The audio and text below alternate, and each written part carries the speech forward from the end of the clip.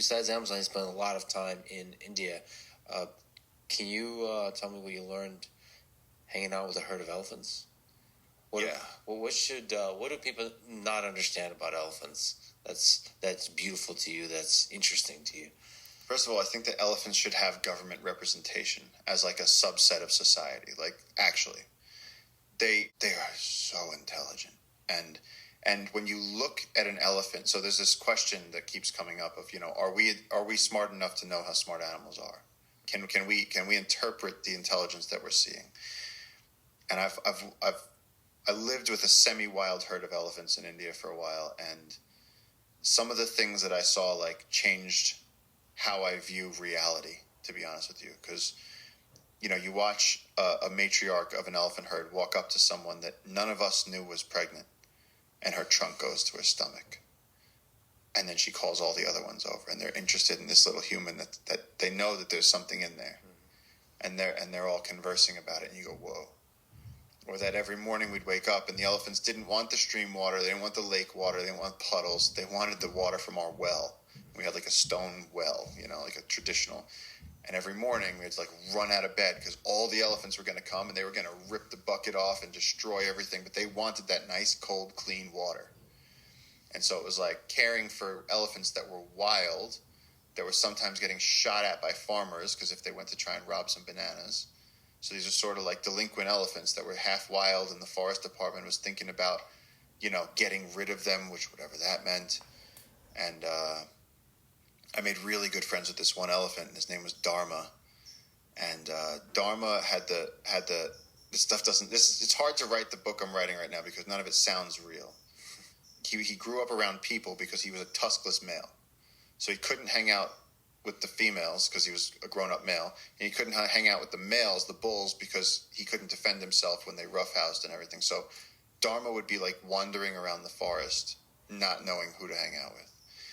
And so like there was one night there was a tiger calling, and we just heard, you could hear it echoing over the hills. And what does Dharma do? 2 a.m. We hear Dharma show up. And he's same thing. He starts throwing a tantrum. He starts pulling shit over. He takes a chair, throws it. We had bananas in the truck.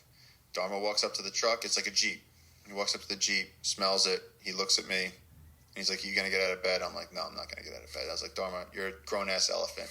The tiger does his thing again. And he's like, I need bananas to feel better. Yeah. Pushes the truck up on two wheels. Oh, wow. Looks at me. Is this how you want it to be? And so I'm up. Yeah. And I go and I'm like, please, don't look at me. I'm rubbing his face. And he's like, he puts it down. He's like, all right, well then hit me.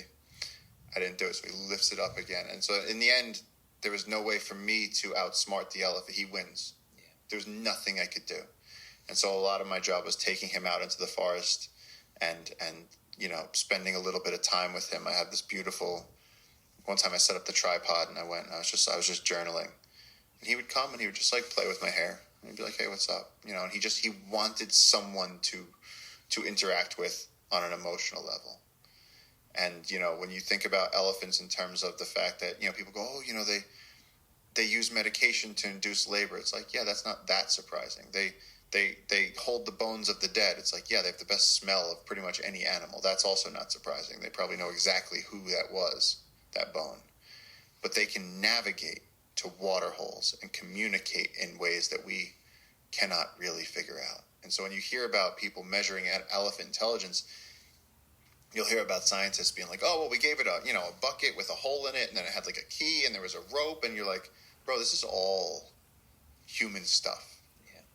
Can you go walking with them for 3 weeks in the wild and watch how they deal with the problems that they encounter in the forest?